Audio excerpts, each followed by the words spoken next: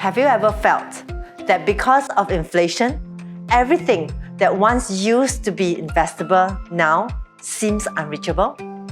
With the recent hike in interest rates and gradual influx of foreigners swarming in to fight for jobs, are we as Singaporeans still able to see hope in making our money work for us?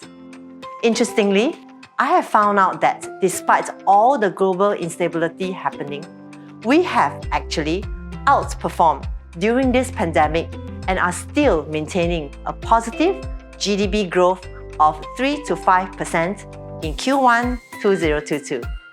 Research tells us that with the opening of borders, there is a huge increase of APAC families aspiring to migrate their wealth over to Singapore, and above 400 families have successfully set up family offices here.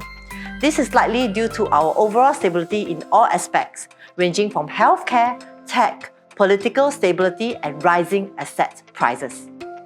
In addition, we also noticed that there are several bulk purchases in our central core region areas, mostly on the luxury properties.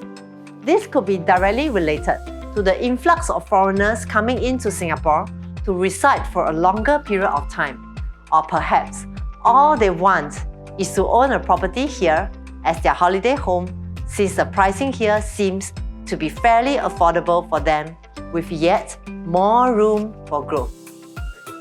There was this one time when I was speaking to an Indonesian-Chinese family who have just arrived in Singapore and are looking at acquiring multiple properties to be under each family member.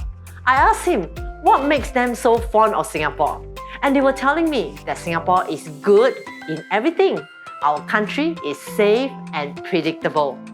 It got me thinking, why would he say this? And I started to probe more.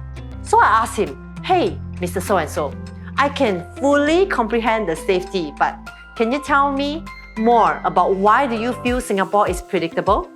So he answered me, do you know that in our country, everyone knows Singapore government takes care of the country so well that there is nothing for them to worry about at all. Many even want to become a PR here, as we all think that Singapore is a high standard country. I want my children to study here and become talented and take over my business here too.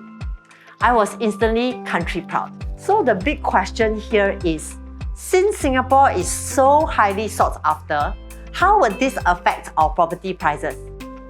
Firstly, we know that even though everywhere is undergoing inflation, we are still considered one of the lowest inflation rates globally.